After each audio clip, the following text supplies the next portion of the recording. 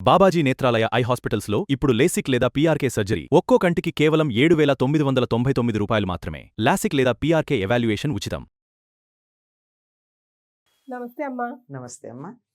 శ్రావణ మాసం వచ్చేసింది. అవునమ్మా. సో ముందుగా శ్రావణ మాసం అనగానే మేము దేవుడి గది ఎప్పుడు శుభ్రం చేసుకోవాలి, అమావాస్య ముందు రోజు చేసుకోవాలా చేసుకోకూడదా, ఇలాంటి డౌట్లన్నీ మనం ఒక వీడియో ద్వారా ఆల్రెడీ తెలియజేసేసాం. కాబట్టి శ్రావణ సోమవారాలని మేము ఎలా సద్వినియోగం చేసుకోవాలి? అమ్మ, విష్ణుమూర్తికి లక్ష్మీదేవితో పాటు ఈక్వల్గా కార్తీక మాసం లాగా శ్రావణ మాసంలో కూడా శివయ్యకి పూజలు చేస్తారంట కదా? అవునమ్మా. కానీ మనకు చాలా మటుకు మనం ఎక్కువ శాతం లక్ష్మీదేవి గౌరీ మంగళి పూజలు ఇట్లాగ విష్ణుమూర్తి పూజలే అనుకుంటాం యాక్చువల్గా. ఇప్పుడు గౌరీదేవి విష్ణువు అమ్మ కాదు కదా?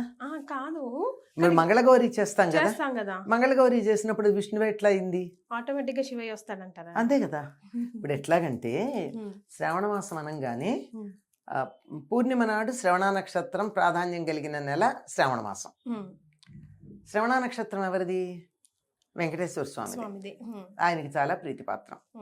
అంచేత వెంకన్నకి అంటే విష్ణుమూర్తితో పాటు ఆయన భార్య లక్ష్మీదేవికి ప్రీతిపాత్రం. భర్తకి ఇష్టమైనప్పుడు భార్యకి ఇష్టం కావడం సహజం. మరి ఇక్కడ ఆయన సోదరు ఉంది కదా, ఎవరు? పార్వతీదేవి. అయ్యగారి సోదరి శివుడు, వెంకటేశ్వర స్వామి సోదరే అవుతుంది కదా గౌరీ. అందుకని మంగళవారం అమ్మవారికి. మరి అమ్మవారిని పూజించడానికి ముందు ఎవరిని పూజించాలమ్మా? అయ్యవారిని వెల్కమ్ చేయాల్సిందే కదా. మనది కుటుంబ సంస్కృతి. ఒకళ్ళని పూజించి ఒకళ్ళని నిరసించటానికి నిరసించేటటువంటి పద్ధతి కాదు కనుక ముందు సోమవారం శివుణ్ణి పూజిస్తారు.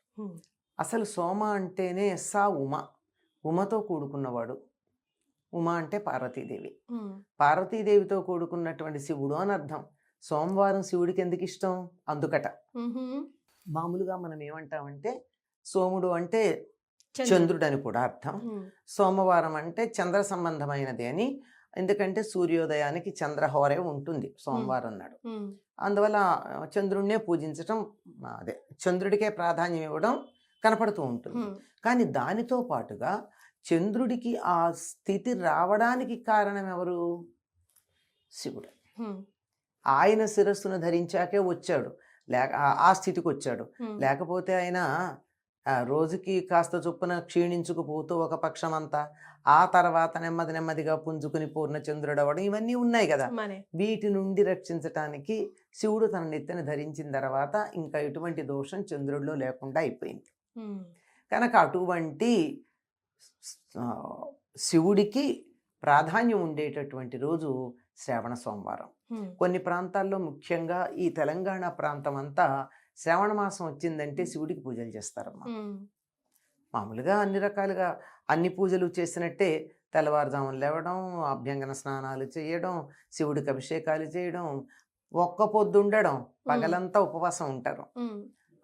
చీకటి పడిన తర్వాతే భోజనం చేయడం. ఇంటికి ఎవరైనా వస్తే తాంబూలం ఇస్తారు.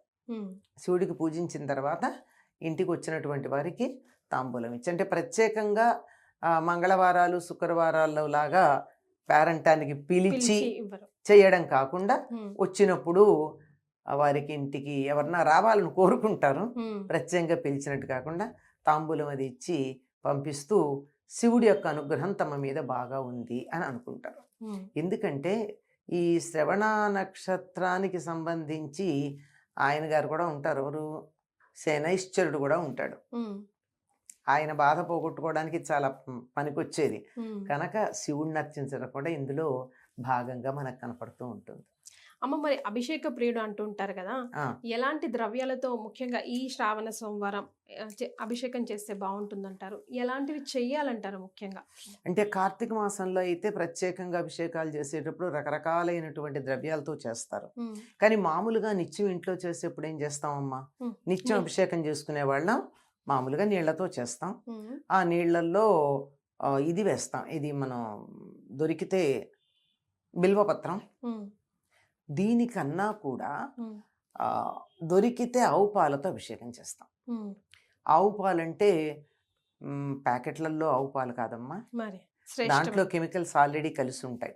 నిలవ ఉండడానికి కెమికల్స్ వేస్తారు కదా, అంచేత శివుడికి మంచిది కాదు, మనకి మంచిది కాదు. అనేకమైనటువంటి శివలింగాలు పాడైపోవడం జరుగుతోంది ఈ మధ్య పాలతో అభిషేకం చేసి. ఉమ్. అంత అందుకే అంటే కవచం చూడండి. పెట్టేశారు ఎక్కడ, భీమవరం ఉమ్, మొదలైనటువంటి ప్రాంతాలన్నీ కూడా శివుడికి కవచం పెట్టేసి నేరుగా అభిషేకం చేయడానికి దూరంగా పెట్టారు. ద్రాక్షారామం, ఉమ్, ఆరామ క్షేత్రాలన్నీ. ఉమ్, ఎందుకంటే అవి సహజంగా వెలిసినటువంటి శిలారూపాలు. ఉమ్, ఈ ఈ నిలవ ఉండడానికి యూరియానో ఏదో కలుపుతారు అందులో, ఇంకా చాలా కెమికల్స్ కలుపుతారు. ఉమ్, అంతెందుకండి, మన ఇంట్లోనే ఉండాలి అంటే కాస్త బేకింగ్ సోడా వేస్తాం. వేస్తాం. మరి ఇవన్నీ కలిపి నిలవ ఉండడానికి ఇంకా వాళ్ళు పెద్ద ఎత్తున అన్నీ వేస్తారు. ఇవన్నీ వేసి తయారైనటువంటి ఆ పాలు గనక స్వామి నెత్తిన పూసినట్టయితే అరే అవసరం ఆయనకి? ఉమ్. మళ్ళీ తీర్థ రూపంలో మనమే కదా పుచ్చుకుంటాము. పుచ్చుకుంటాం, కానీ ఆయనకు అవసరం లేదు కదా. మనం బయట విషం తాగడానికి సిద్ధపడి రెడీగా ఉన్నాం కదా మరి అని నేను అంచేత కాదు. ఆల్రెడీ గరళ కంటుడు ఆయన. ఆయన ఆల్రెడీ ఆయన సరే, ఆయన రూపంగా ఉన్న రాతికి వచ్చింది సమస్య అంతా. మరి చాలా ఆలయాల్లో ఈ మధ్యకాలంలో పాలాభిషేకాలు తగ్గించేశారు. ఉహుం. వాళ్ళు ప్రత్యేకంగా దేశీ ఆవు పాలతో వాళ్ళు అభిషేకం చేయడమే తప్ప మనం తీసుకెళ్ళిన పాలతో చేయట్లేదు ఉమ్, చాలా ఆలయాలు. ఉహుం. కనుక దొరికితే దేశీ ఆవు పాలతో అభిషేకం చేయడం చాలా ఉత్తమం అమ్మ, ఉమ్, చాలా ప్రధానం. మిగిలినవన్నీ అప్రధానం. ఉమ్, ఇంకా అదే ఇంట్లో పాడి ఉండి ఆ పాలు ఇంట్లో ఉండేటటువంటి వాళ్ళు పాలు తోడుపెట్టి పెరుగు ఉంటుంది, ఆవు పెరుగు పంచామృతం. ఉమ్, అతనే అది ఆ పెరుగు తోడుపెట్టిన తర్వాత మేగడతో వచ్చే దాన్ని వెన్న చేసి తయారు చేసిన నెయ్యి, ఉమ్, ఆ తర్వాత ఫలోదకం కానీ అంటే కొబ్బరి నీళ్లు కానీ లేకపోతే తేనె తప్పనిసరిగా వాడతారు. తేనె కానీ చక్కెర కానీ, ఉమ్, వీటన్నిటినీ పంచామృతాలని చెప్తాం. ఉమ్, పాలు, పెరుగు, తేనె. నెయ్యి, తేనె, చక్కెర లేక ఫలోదకం, ఉమ్, ఇవి కలిపితే దాన్ని ఏమంటారంటే పంచామృతాలు అంటారు. వీటిని శివుడికి ఇవ్వడం నిత్యకృత్యంగా కూడా ఇంట్లో చేసేవాళ్ళు చాలామంది ఉన్నారు. అవునమ్మా. ఉమ్, అంచేత ఇవి తప్పనిసరిగా నిత్యకృత్యంగా చేయలేకపోయినా కనీసం శ్రావణ సోమవారాల్లో అయినా ఆయనకు అభిషేకం చేసేటప్పుడు వీటిని జాగ్రత్తగా తిండి. ప్యాకెట్ పాలు కాకుండా మంచి పాలు దొరికితే పాలతో అభిషేకం చేయండి. లేకపోతే మనం అన్నిటికీ అక్షతలు వేస్తూ ఉంటాం కదా. మరి వస్త్రార్థం అక్షతాన్ని సమర్పయామి, ఉమ్, ఆభరణార్థం అక్షతాన్ని సమర్పయామి ఉమ్, అన్నట్టు పంచ అమృతార్థం అక్షత అక్షతలు కాదు, నీరు. నీడు. అమ్మ, తులసి దళం ఎందుకమ్మా శివయ్యకు పడదు? శివయ్యకి పడదని ఏం లేదమ్మా, శివ ప్రధానం ఏం లేదు.